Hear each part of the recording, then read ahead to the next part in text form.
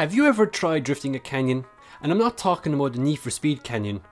Well, I did for round 2 of DMVC, and it was nuts. So to keep it simple, there's 3 corners, 5 clipping points, and 160km entry speed on this narrow road makes this layout extremely fast and tricky. A quick flick through clip 1 is essential to maintain a late apex to clip 2, which is crucial for the precise transition over the blind crest through clip 3. This next section is important to have any hope to cross the finish line. Leave clip 4 early so you can attempt to break your wrists as you try to manhandle that into clip 5, as this transition is stupidly fast and snappy. Oh, and by the way, watch out for this barrier, because there's nothing better to f you over after getting that bottle lead run, only to hit this stupid barrier as you Beyblade over the finish line. So this LA Canyon circuit is actually extremely difficult. It requires a massive amount of precision, accuracy, and it requires you to have a lot of momentum too to be able to carry the speed throughout the layout. This track is not all about grip, unfortunately, you know, it's not all about having the best car, it's all about being the best driver, and I think that's the whole purpose of this Drift Masters Championship, is finding the best possible driver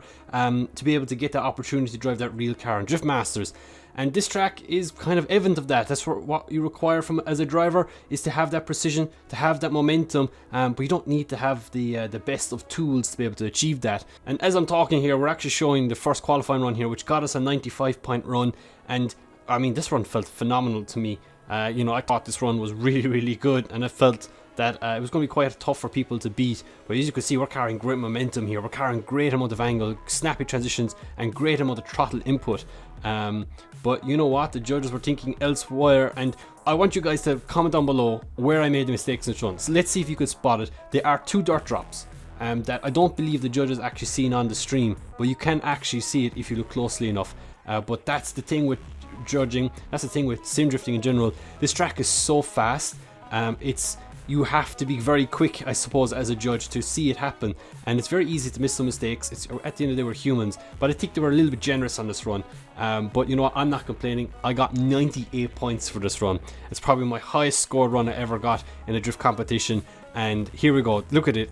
You know, it's pretty spot on accurate, really great angle through there, through clip 3, here we go, really good angle here, snappy transition through 4, snappy transition out to 5 again, along the final wall, and up against that near Beyblade wall, as I like to call it, taking all the risk possible in that. Yeah, I'm pretty happy with that. I felt like that maybe the first run was probably closer to 98 than the second run. I think the second run was like maybe a low 90, personally in my opinion, but the judges thought that the aggression that we had, the amount of commitment that we had, and the amount of speed that we're carrying and stuff obviously was enough for them to give it a 98-point run. From my perspective, there's 2 dirt drops inside there. Let's see if you guys could spot it. Comment down below if you found them. But I don't know if the judges saw that at the time when it was live, but I think if they did, it would not have been a 98 in my opinion. So obviously, coming off with that first qualifying place, we go up against Christoph Ripina for our top 32. Now, Christoph is a driver I've battled for many years. Since I started competing in esports back in Drift Corner Grand Prix, Christoph has been there. And Christoph has been my nemesis in DCGP. He's always kind of nipped me at the very end, I suppose. Coming back now, here we are, we're back in Drift Masters together, battling each other. And this time, I qualifying first, Christoph unfortunately qualifying 32nd. It's unlike him to be down that far, and here we are in the top 32. And like I said before, you know, top 32 is one of the most difficult battles you have to deal with all day, and going up against Christoph, a person that I know who's extremely competitive, is not really the best case scenario here. So here we go, let's head into this battle and let's see how we do. And we're going to watch from the replay perspectives from this, because you know we have quite a few battles to go through, spoiler alert. So as you can see here, Christoph doing a really nice chase here. He's not really taking massive amounts of aggression, but you can't really have that huge amounts of aggression on this track. It's very much follow the leader and attack in the very key areas. And as we switch positions here, this time myself to chase in Christoph, and we have a bit more aggression on initiation. We attack in that first corner because you can, but you can't really attack many other places. You can attack a little bit here, we have to give space for transition here, but you can do a massive attack here onto the door for the final corner, which we utilize. And it wasn't the prettiest of attacks, but I feel like it's that type of aggression that's required on a track like this to be able to kind of get that edge, you know, and especially when it's kind of jaw-breaking like that to some extent, I think it's enough for us to be able to get the win and move on into the top 16.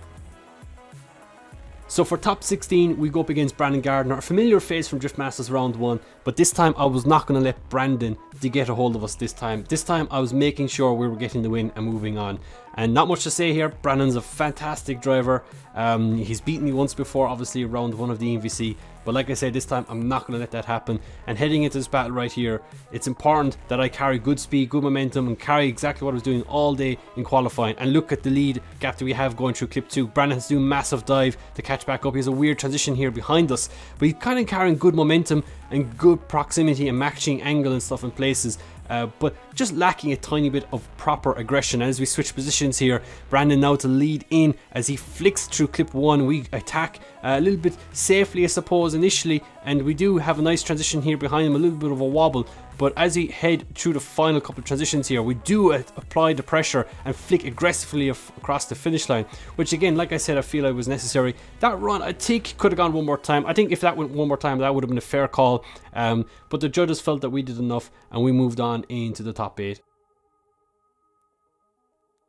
So for our top 8 battle, we go up against Tonawat Wufanson in his VDC, or DMVC S15 should I say. Far in the competition, really tough battle he had to go through with Stephen Hatcher previously.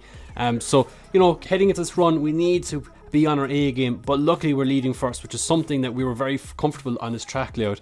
And as we flick through clip 1 right here, again doing the same thing, massive angle through clip 2 here, we're carrying great momentum in the correct line, and the accuracy I feel like is pretty good. But Tonawat behind us is struggling to match our angle in places and is barely hanging on by threads as he manages to cross the finish line door to door. We switch positions, and as we chase in Tonawat, we have a good amount of aggression on the first corner. You can't really door people on the first corner. It's quite difficult to trust people, but it's all about matching angle, for my opinion, and matching the transition timing, which I think we do beautifully here across the finish line. And I think that was enough for us to get the win into the top 4, and the judges feel the same in that sense, giving us the win, moving on into the final 4. So for our top 4 battle, we go up against Erikas Jerkus in his BMW E92. Now Erikas is an OG. Erikas has been competing in VDC since before me, since season 1 of VDC, and he's always been up there at the top, and he's still up there at the top even 5 or 6 years later. And you have to give Erikas massive respect for that. You know, some drivers, they kind of peak and then the drop off, and Erikas hasn't allowed that to happen. And we meet him in the top 4. We know what to push hard, we know what to do in the lead run, and I think we do a really good job doing so. And as you can see, Erikas dives nicely onto our door. We really do give him the opportunity to get onto our door. Does a good job through here, and a good consistent chase run. A little weak on the final transition there as we cross the finish line. And as we switch it around, my mind right here was to attack in a few key places, because it seemed up until this point the judges really wanted aggression.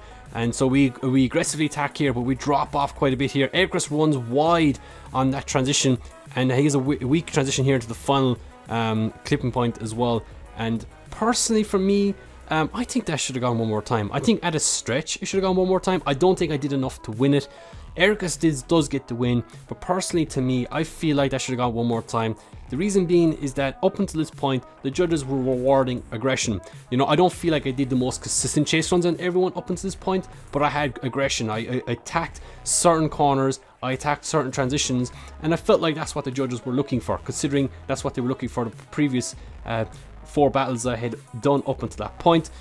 So I was kind of a little bit disappointed about that, but I can completely see where the judges are coming from, and I understand that maybe the consistency of proximity is what they were looking for, but it doesn't really add up considering what I was doing before that I was getting rewarded for, and suddenly I didn't get rewarded for it this time. So that was a little bit disappointing, an unfortunate turn of events.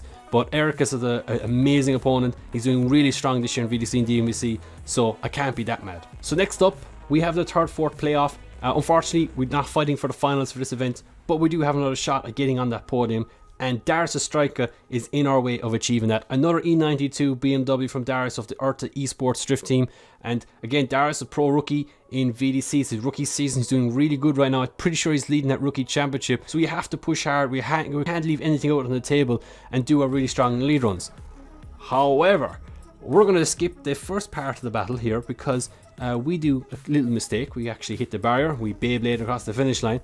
And then we switch it around, and Darius does exactly the same thing. So it goes one more time, simple as. So here we go, a luck at the straw. We're switching it around, this time me to chase in Darius for this one more time run, and we flick it in nicely. We carry great speed through clip 2, probably my best lead run up until now. I feel like actually this run was my best lead run I did all day.